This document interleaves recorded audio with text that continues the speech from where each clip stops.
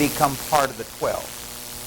A little bit later, he's going to call 70 more.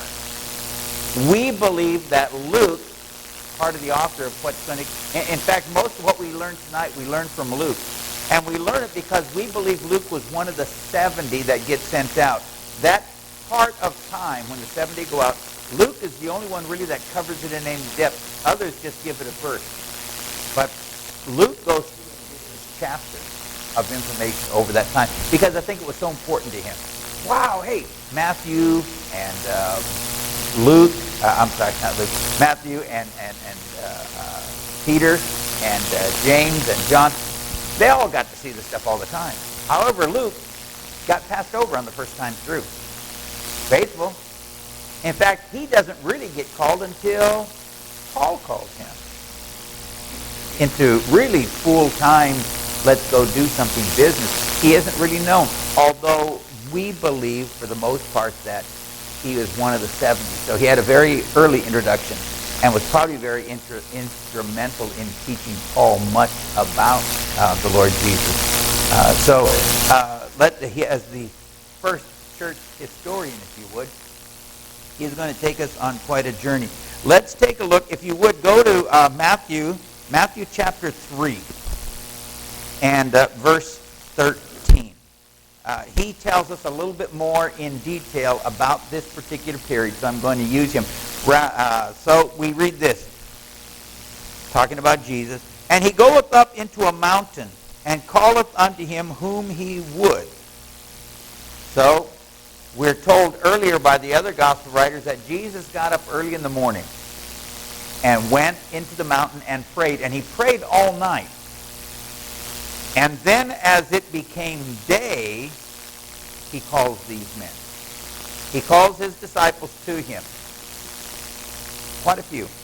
And of all those that come, we're told by Luke, that he chose and ordained 12, that they should be with him, and that he might send them forth to preach. So far, they've been learning. They've been learning for about 2 years now. Time to go to work. So 2 years into the ministry, he sends them out to preach. Not only is he going to give them power to preach, but verse 15 in Mark says, and to have power to heal sickness and to cast out devils. Now, I'm going to read the names, but I'm going to take the reading of the names from all of the Gospels at one time so you can kind of see how it flows, because you read over here and you get a name over here that you don't get in this one. And the reason for that is folks may have had more than one name. They could have had a Hebrew name as well as a Greek name. Okay? They may have had a customary nickname that other people in their area may have known them by. So in this combined reading that I want to share with you, I want to show you how it's read in their entirety.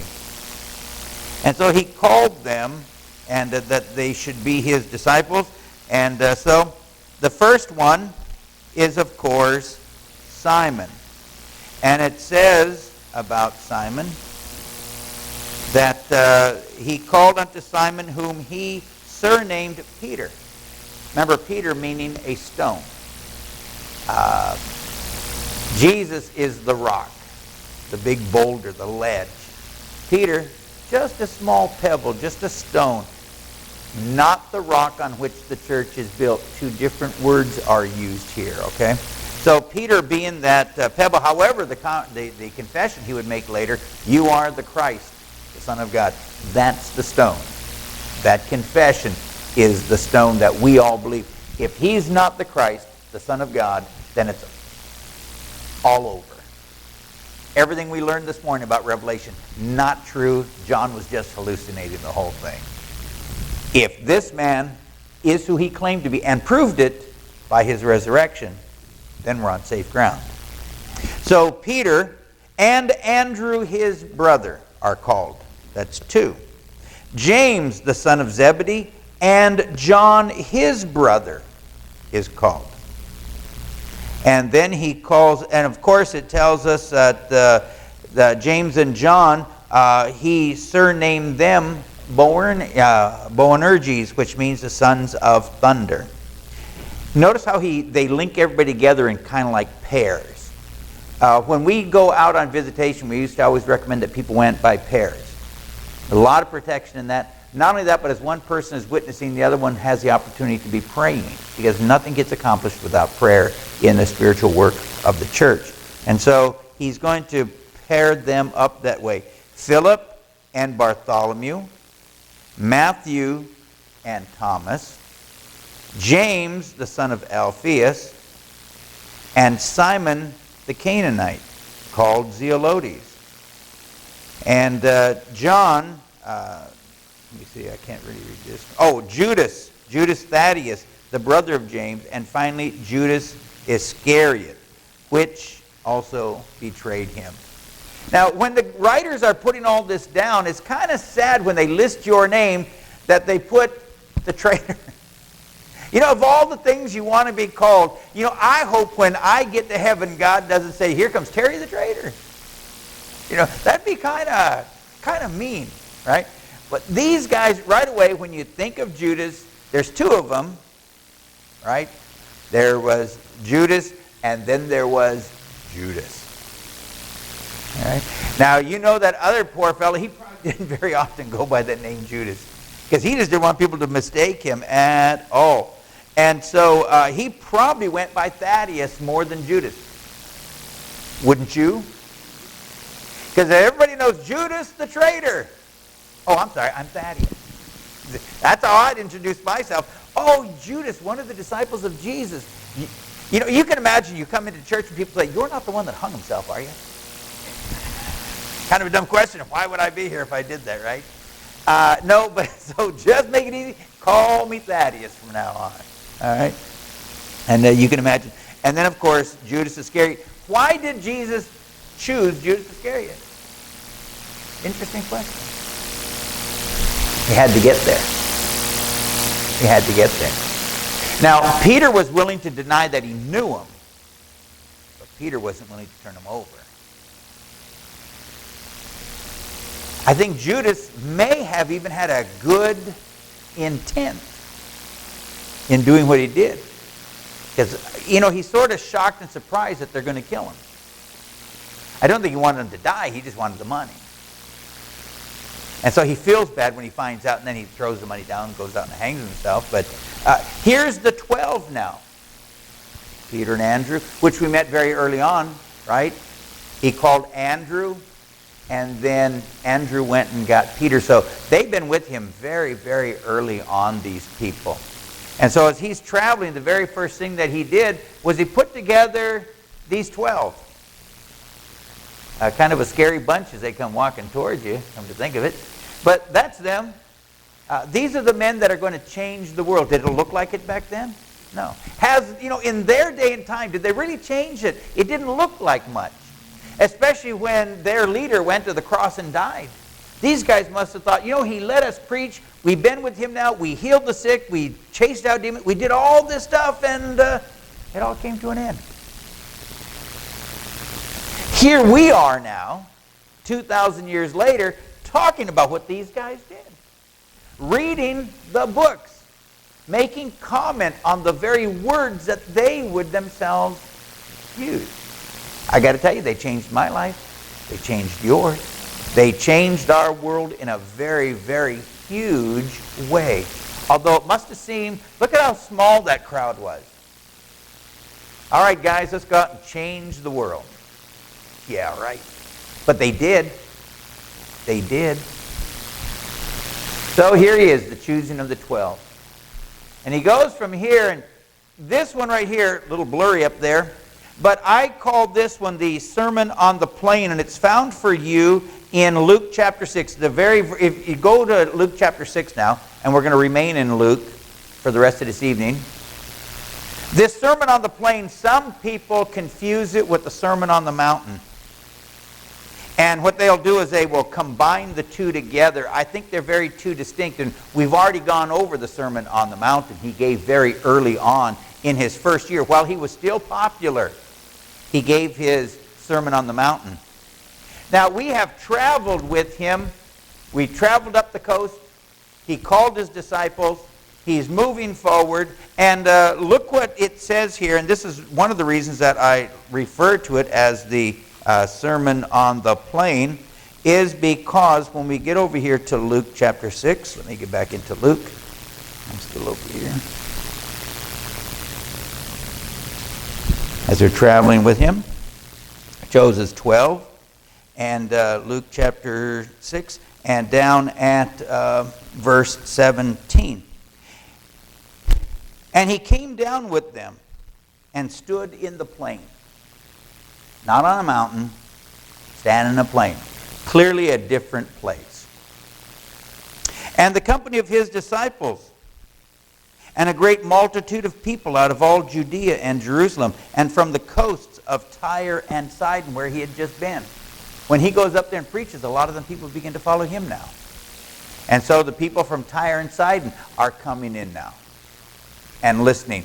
I believe he was in that map area that we were looking at just a minute ago.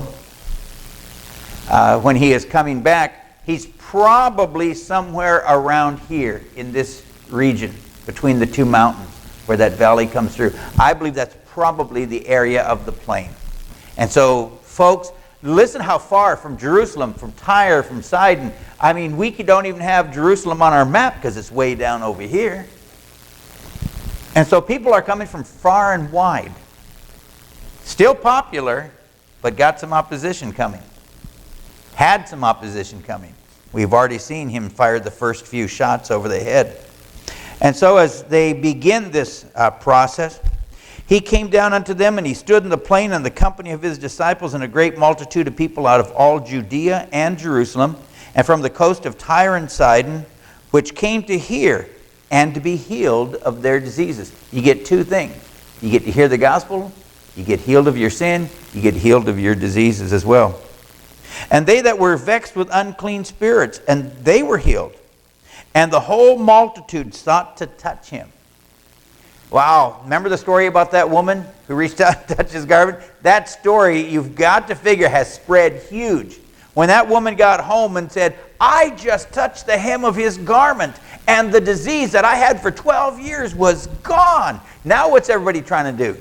All of a sudden we see everybody not only wants him to come, but they just want to reach out and touch him. The whole multitude, and this is a lot of people. A multitude is when they stop counting.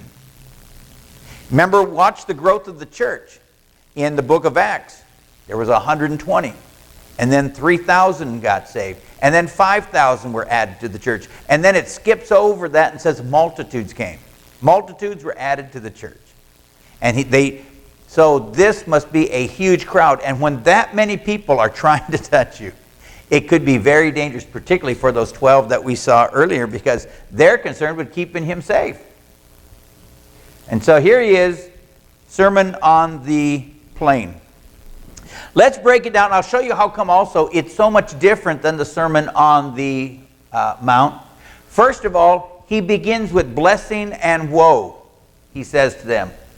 Notice, there's not as many. Remember, like when you read the Beatitudes, there's a lot of those Beatitudes, aren't there? There's like 10, 12 Beatitudes. Look at here. Blessed are the poor, for yours is the kingdom of God. Blessed are ye that hunger now, for you shall be filled. Blessed are ye that weep now, for you shall laugh. Blessed are ye when men shall hate you, and when they shall separate you from your company, and reproach you, and cast your name as evil. For the Son of Man's sake, rejoice in that day, and leap for joy. Yeah, right, when people are abusing me. Leap for joy, he says. For behold, your reward is great in heaven. For in the same manner did your fathers unto the prophets. Not as many Beatitudes in this one, much more short. Now, here's the thing. When you preach sermons, you got to remember, his sermons weren't recorded. So what he preached up on the mountain, these people didn't get a chance to hear. So it would not be unusual for preachers, particularly, you go back just a couple of hundred years, go back even just shorter than that, go back before World War II. In fact, if you meet an evangelist will tell you, he'll preach the same sermon in a bunch of different churches because they ain't never heard it. And so it wouldn't be unusual that Jesus would have a couple of similar sermons. And that he would use part of this old sermon from the mountain out here on the plain where these people haven't had a chance to see and to hear. But you could see it's not exactly the same. No two sermons. If I preach this exact same one over next week, it'll be a little bit different. And so here we see it may have some of the construct, and basically the similarity pretty much ends with these blesseds. Because now he falls down here into the second part. But woe unto you that are rich, for you shall receive your consolation. Woe unto you that are full now, for you shall hunger. Woe unto you that laugh now, for you shall mourn and weep. Woe unto you when all men speak well of you, for in the same manner did your fathers to the false prophets. Hey, I guess it's not bad if people talk bad about me. When everybody starts patting you on the back and telling you how good you are, and you start believing them, you're in trouble. Okay? You want to be very, very careful. His second message under this one, good and evil. Verses 27 through 31. But I say unto you that hear, love your enemies. Do good to them that hate you. Bless them that curse you. Pray for them that despitefully use you. To him that smiteth thee on one cheek, offer also the other. And him that taketh away thy cloak, withhold not thy coat also. Give to everyone that asks, and of him that taketh away thy goods, ask them not again. And if you would that men should do to you, do you also to them. Again, some similarities, but not unusual in the preaching mode that he's in. So he breaks it down and now reminds us about good for evil. Now he gives us some instructions for his disciples. If you love them that love you, and that's the temptation. If you love me, I'll love you back. Right? But this is the warning he gives. If you love them that love you, what thank have you? For even the sinners love those that love them. And if you do good to them that do good to you, what thank have you? For even sinners do the same.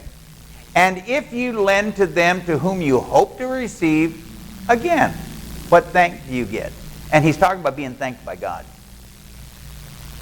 Pretty important thanker. Okay? What thank have you? Even sinners lend to sinners to receive as much again. But love your enemies and do them good. Lend, never despairing, and your reward shall be great. And you shall be the sons of the Most High. For he is kind toward the unthankful and the evil. That's why we get what we get. Be ye merciful, even as your Father is merciful. And judge not, and you shall not be judged. Condemn not, and you shall not be condemned. Release, and you shall be released. That's the idea of forgiving right there. The worst thing in your life will always be to hold a grudge, to keep anger in.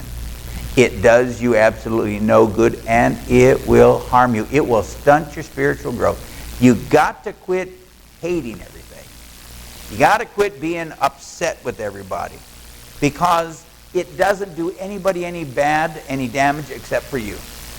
It will keep the Holy Spirit out of your life and ministry. You have got to learn to forgive. My mother was a Christian for many, many years before she ever forgave my dad. But her Christianity did not, her change. If you had met my mother, here's the day she got saved, and she continued to be the same person until the day she said to my dad, I forgive you. And when she forgave my dad, suddenly everything changes. She became a new creation. I know we're supposed to become a new creation back then, but some of us a little bit slower. When she forgave my dad, all of a sudden she became hungry for souls. Her own family, she began to be concerned about them. So much so that she traveled the country witnessing to her cousins and her nieces and everybody she could think about. And then her husband, who I call Dad, he said, hey, now that we should go to my family. Because he had family that he had some issues with. He traveled to Texas. They went to Texas and down through the South in Kentucky. and restored his relationship with his daughter, who he hadn't seen in years and years and years, and was able to win many of his own family to Jesus Christ as well. But when did it start? It started when my mother was able to release that anger. It's easy sometimes for us to get angry with people. But what happens? God can't flow through us. God can't flow through us. And suddenly, you become a new person when you learn that one. Like Jesus said on the cross, Father, forgive them. Wow. When he's saying that about a guy who's holding down his hand, putting a nail in his hand, and then whacking it down with a hammer, and while that man is holding him, he's saying, Father, forgive him. Don't hold this against him. This is my choice. He's doing what I need him to do right now. Boy, I tell you, I saw somebody beating on my kid. They're toast. Now, Jesus is standing there. Father, don't you make him toast. But be merciful. Learn to release. Give, and it shall be given unto you. Good measure, pressed down. That's where we took our theme verse last year, right? Pressed down, good measure, shaken together, running over, shall they give unto your bosom. For with what measure you meet, it shall be measured to you again. This has to do with love. This has to do with forgiveness. Yes, it has to do with our giving toward the Lord, but it's the overall idea of giving. Not being a money counter with God. Well, let's see, I spent an hour in church, so I get to go and do this for an hour. You don't. You really don't. Okay? Now, finally, he closes with some warnings in verse 39 through 49. He spends 10 verses now warning us. And he spake to them this parable. Can the blind guide the blind? Well, I suppose technically they could, but not real well. Right? Shall they not both fall into a pit? The disciple's not above his teacher, but everyone that is perfected shall be as his teacher. And why beholdest thou the mote that is in thy brother's eye, but considerest not the beam that is in thine own eye? Or how canst thou say to thy brother, Brother, let me cast that mote out of your eye, and you yourself do not behold the beam that's in your own eye, thou hypocrite? Cast out first the beam out of your own eye, then you'll be able to see clearly, and cast out the mote that's in your brother's eye. A beam, a big 2x4 compared to a little speck. All right? If I got a big old 2x4 sticking in my eye, guess what I'm seeing? Nothing. So how can I come up and say, oh, sweetheart, you got a little, let me get that done. It's not going to work. Not going to work. I don't want a blind guy working on my eyes. When I go to the doctor, Jaylene, when her eye was shot out, we wanted the best. They said, this guy in New York is the best. The guy in New York couldn't make it out, so the guy in New York said, I'll tell you who's the best on the West Coast. There's two guys who are the best in America.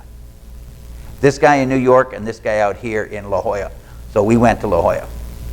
And when he come in, he had everything set and ready to go. Dr. Goldbaum. He was the best. He had great vision. And he had microscopes and everything else so he could see inside. I wanted somebody who could see real good. Didn't want an old guy with shaky hands. I wanted a young fellow who could see good, had a lot of experience working on that. You don't want a guy with a big beam come by. And that's us. You know, we all say, well, I wouldn't let a guy with a big beam. No, but you don't understand. We're the guy with the big beam in our eye. We're the ones who don't know that we're blind. It's like years ago when I needed glasses and I didn't think I did. And the city of Norwalk went from green street signs to blue street signs. And when they put the blue ones up, I told my wife, I said, wow, they did such a lousy job. It looked like somebody spray painted those signs on, and you couldn't read any of the names anymore. And she's like, I don't see anything wrong with them. So I go to the doctor, and they let me know that I was a middle-aged man and needed glasses now. So once I put the glasses on, sure enough, boy, those signs were crystal clear. I had a beam in my own eye and didn't even know it. And so he comes and he says, take the beam out of your own eye that you should be able to see clearly. For there is no good tree that bringeth forth corrupt fruit, neither again a corrupt tree that bringeth forth good fruit. For each tree is known by its own fruit. Very important. People can look at us and tell us what kind of person, because they can see the things that we do, what we bring forth. You meet a church and you'll know what the pastor is like, because the people will be a reflection of him after a while, if he's been there for any time. For each tree is known by its own fruit. For of thorns men do not gather figs, nor of bramble bushes do they gather grapes. The good man out of the good treasure of his heart brings forth that which is good, and the evil man out of the evil treasure bringeth forth that which is evil. For out of the abundance of the heart the mouth speaks. You can't hide what you're feeling, because eventually it will come out. Our kids will catch us at it. Why call you me Lord, Lord, and do not the things which I say? Everyone that cometh unto me and heareth my words and does them, I will show him to whom he is like. He is like a man building a house who digged and went deep, and he laid a foundation upon the rock. And when a flood arose and the stream broke against the house, it could not shake it, because it was well builded. But he that heareth and does not is like a man that builds his house upon the earth without a foundation, against whom the streams break, and straightway it falls down, and the ruin of that house is great. This is what he says to his disciples. Hey guys, I'm going to let you work miracles, but it's going to go to your head. You're going to get the big head thinking you did it. You're not better than me, and you're not better than anyone else either. I'm sending you out to heal the blind. Please don't become blinded yourself by your perceived power. Stay humble, guys, because you're going to build your house on the wrong thing. So he begins. Next, we travel with him a little further, and we come to the story of the centurion. This is one of the greatest stories of faith that you see. And hopefully, if everything is hooked up, I'm going to let this young man tell it to us. Is our sound on?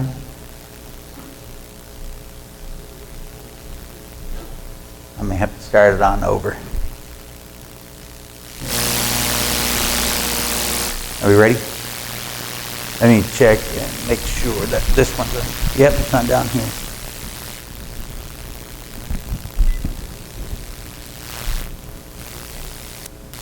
You can't get any sound? Not muted, nothing? Oh.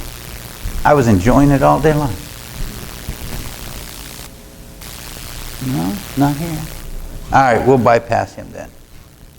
It was Ernest Boardnine was the centurion. Let me go back here just a second. Okay. All right, sorry I didn't get that sound going, but it's just a short clip of about a minute and a half, and Ernest Boardnine is playing the part of this centurion. And the interaction, of course, if you turn just down the next verse there, continuing on in Luke, and we come to it right here in Luke chapter 7, verse 1 through 10. He's going to come to the centurion, or the centurion actually is going to come to him. Now he's heading back home. It says, and now when he had ended all the sayings in the audience of the people, he entered into Capernaum. So they've traveled now, finished, back in Capernaum, which is his hometown at this particular point. And a certain centurion, whose servant was dear to him, was sick and ready to die. And when he heard of Jesus, he sent unto him the elders of the Jews, asking them that they would come and heal his servant. And when they came to Jesus, they besought him instantly, saying that he was worthy. Notice that point. He's worthy. Why? Well, because, I'll tell you why he's worthy. He loves our nation. We'll take that.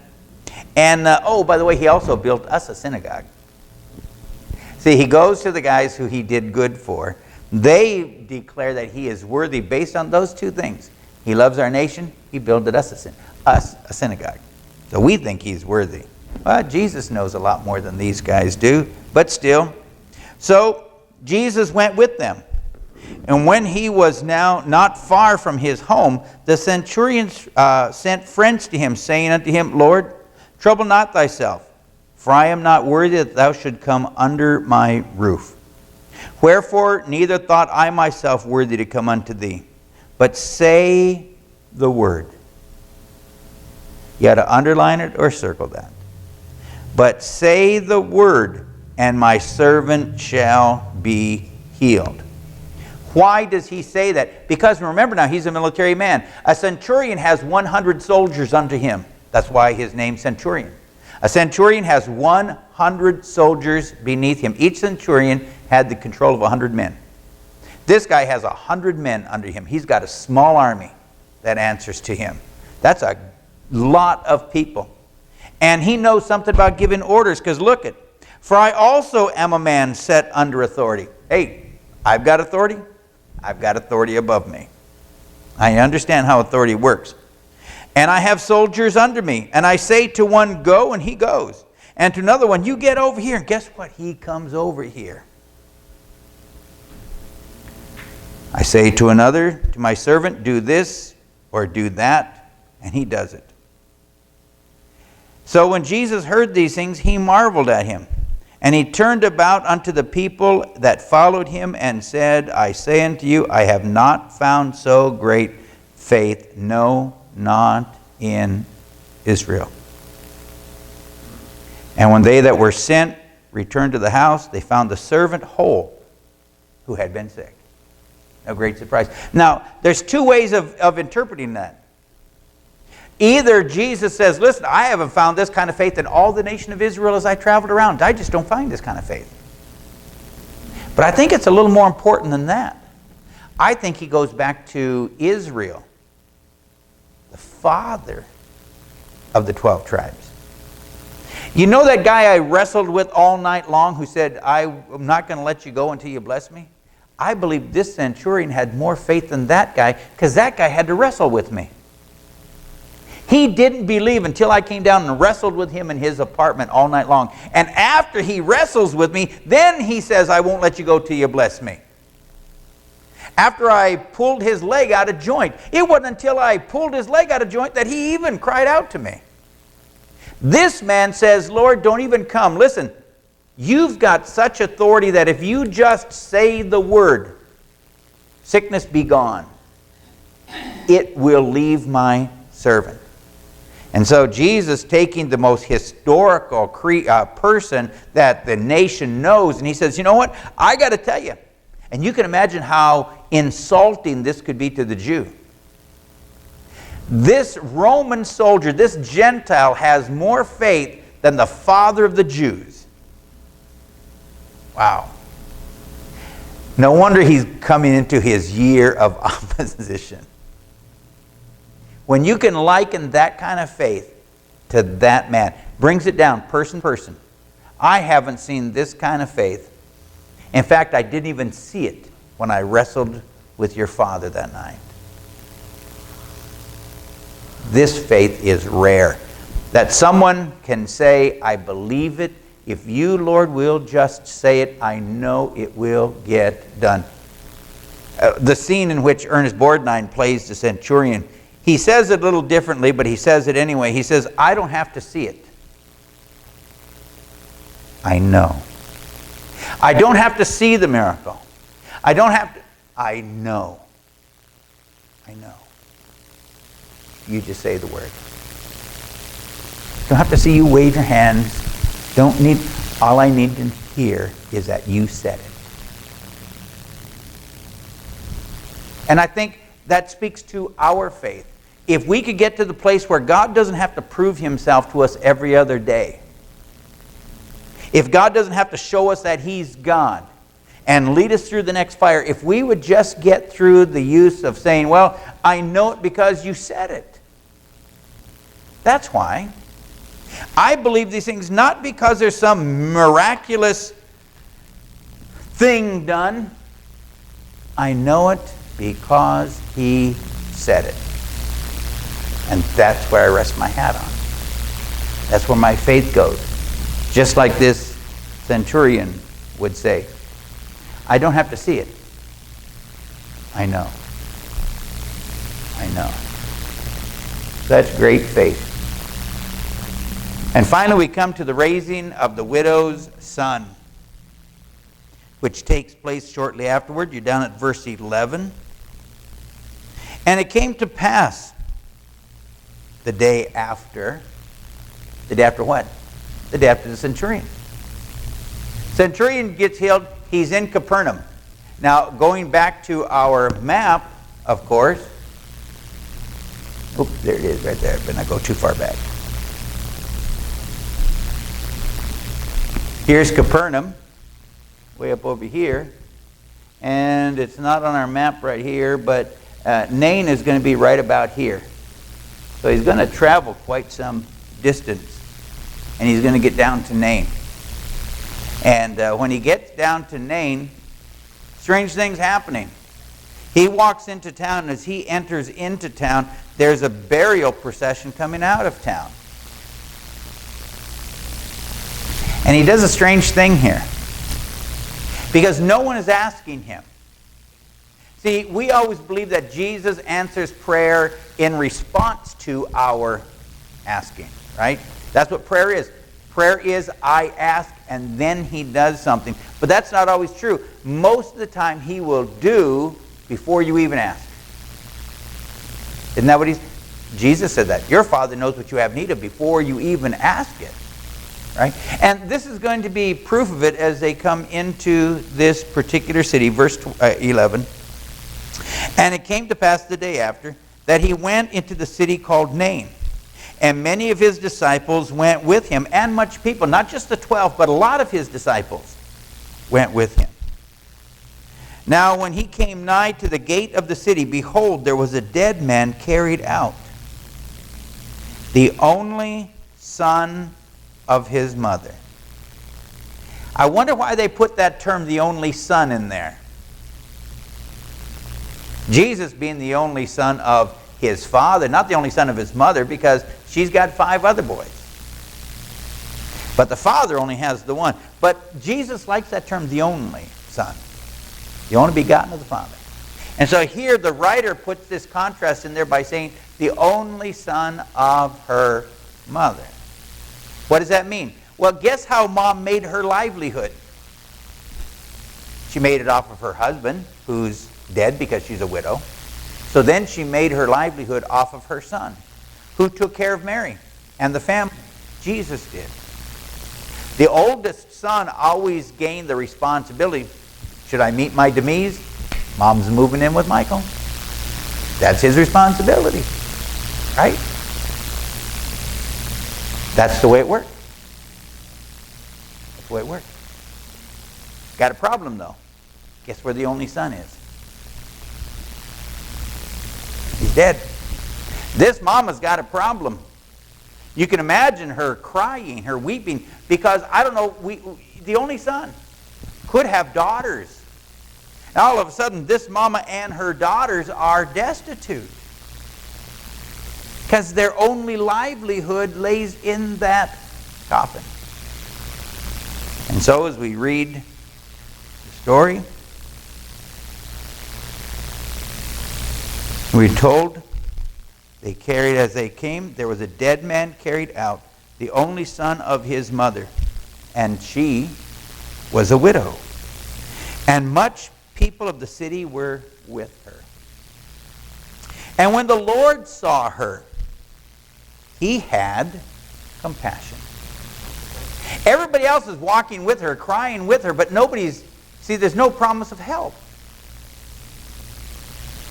She's still got to raise, if she has any additional children, or she at least has to find a way to provide for herself.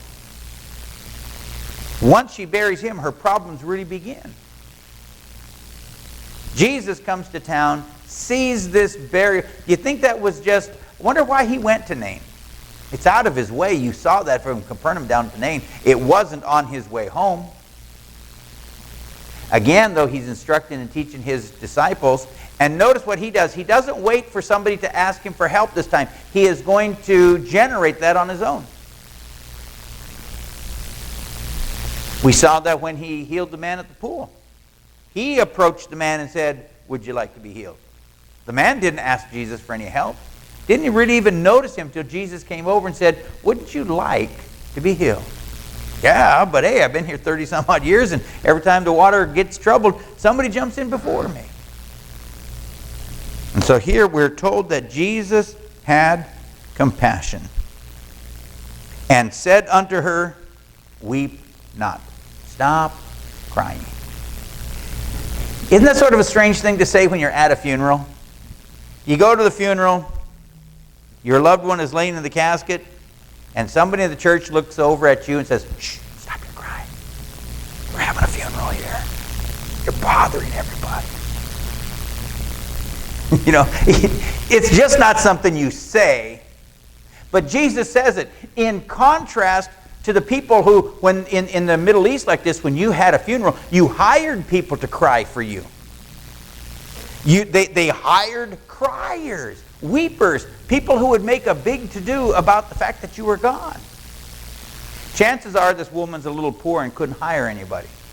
Maybe some of those people who came along were filling the part. Maybe they'd do it for a lunch. And so, we see here, that's why when Jesus, remember when he went to the rich guy's house over there, the ruler of the synagogue, he put all those criers out and says, "Hey, you fake people, go on out. We don't need you here." But here he looks at the mama and he says, "Lady, would you do me a favor? Would you stop crying for just a moment, please?" That's a strange request. That had to catch her attention, because nobody else in the whole crowd said to her that day, "Woman, stop your crying. He's only your son after all." But Jesus said that to her. Stop crying in verse 14. And he came and he touched the bier. And they that bore him stood still. He reaches out and grabs the coffin, the little bed that he's riding on. And he stops and he talks to this deceased person. Now, how creepy is that if that really happened to you? You're at a funeral. Some guy walks in that you don't know. He's just new in town. You ain't never seen him before. And he comes on over, raises the lid, and starts talking to this person. Now you got to tell me, that would creep you out. "Hey, how we doing today?" Hey, that somebody, probably the ushers would come by and say, "Hey, would you stop bothering the family, please?" But he touches it and everybody stops. Nobody stops him. Do you notice that? Nobody's approaching him, telling him not to do what he's doing. Quit bothering that mom. It's okay for her to cry. He says, "Woman, would you stop crying? Hey, folks who are taking this man off to the grave, would you all stop for just a moment?" He grabs hold and stops the procession. Everybody stops and stands still. And then he starts talking to the dead person. "Why don't you get up and go on home with your mama?" Now, I got to tell you, I've done a lot of funerals. I ain't never had anybody get up. And when they do, I promise I will be the first person out that door. Right? I never ask these folks to get up and say a few words. I just ain't going to do it, because what if they did? You would see how fast I could still run for an old man. So it's just a strange day in this particular city. And he says, "Young man, I say unto you, arise." And he that was dead sat up and began to speak. And so he delivers him to his mother. Lady, in case you don't know it, this is your son. Now, if I'm that mama, I got to tell you, I'm a little nervous about that boy going home with me. I might have him stay with the neighbors first. I mean, yeah, she's excited. Hey, you know, he's up from the dead, but really? You don't think that this woman is exercising some faith herself in all of this, in what she's seen and hearing? You've got a dead person. They hold on to the body for 3 days before they bury it, so they clearly know he's dead. clearly know he's dead. Everybody's been weeping and wailing for a few days, and now they're having the day of the funeral. They're heading out to bury him. A stranger comes to town, says, yo, hold it, lady, if you'd stop crying, and you gentlemen would hold it there just a minute while I talk to this fella. And then he helps him down off of the bed, takes him on over to his mother. I got to tell you, I'd be a little creeped out. I really would. I mean, yeah, on one side you're awfully excited, but on the other hand, you're not telling me you're a little scared too? What is going on here? Now, this is the only thing to me that makes sense. And there came a fear on... Oh, finally, something that makes sense in the whole context. Fear comes upon everybody. Hey, it would have came upon me right away. As soon as that guy stood up, before he said his first word, I'm white as a sheet. And I'm doing this. I'm just a trembling. You'd hear my knees knocking against each other real good and loud. Fear came upon all, and they glorified God, saying that a great prophet is risen up among us, and that God hath visited his people. Wow. And this rumor, see how that King James uses that word? This rumor of him. You mean it's not true? Well, I wouldn't trust that word rumor right there. It just means that this story traveled around. Okay? It doesn't declare it untrue. Like today, we would indicate a rumor as being something that's not true. But this does not have the same connotation here. And so that this rumor of him went forth throughout all Judea and throughout all the regions round about. Yeah, real quick. Guess who's getting invited to every funeral in town now? Right? I mean, people are probably trying to find out what his itinerary is so they know when he's coming to town so they can bury their own kids. Very interesting day that we had with Jesus. From calling 12 to calling a dead guy. Now, what do you think that did for his disciples? You think they could trust him a little bit more? His biggest miracle to most of us is going to be the raising of Lazarus. That's the one that he's most famous for.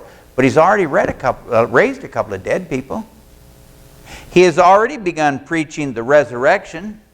But shortly before his demise, he's going to raise Lazarus, one of his more famous miracles, if you would. But I tell you, when these guys just got called, would you leave your employment and now stay with me full time? Well, yeah, but Lord, how do we know you can take care of us? See that dead guy over there? Mind if I say a few words to him? And then when he gets up, okay, I believe you can take care of us. If you can do that, I don't think there's a whole lot you cannot do. And then his greatest of all miracles, when they gave up all hope because he was laid in the grave, they didn't remember this one. They're not even going to remember Lazarus until after he gets up. It's after the resurrection suddenly that everything comes flooding back to them and they remember it. But his greatest of all miracles, he raised himself. Then they said, we believe you can do it. And boy, they start preaching like you ain't never heard preaching before. So, very interesting day, this walk with Jesus. He does a lot of strange things. And sometimes, and you might find this in your life, he might say a strange thing to you every now and then. Like, stop your crying. And you say, but why?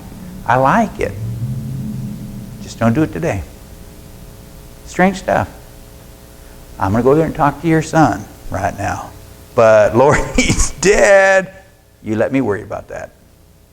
See, he's God. He could say strange things and do wonderful stuff and prove to us his ability. But why don't we strive to be like that centurion instead? See, the disciples still had to be encouraged. Men who have traveled with Jesus now for over 2 years still needed a miracle to believe. But the centurion says, I don't have to see it because I know it. You don't have to go to Bible college to learn the Bible.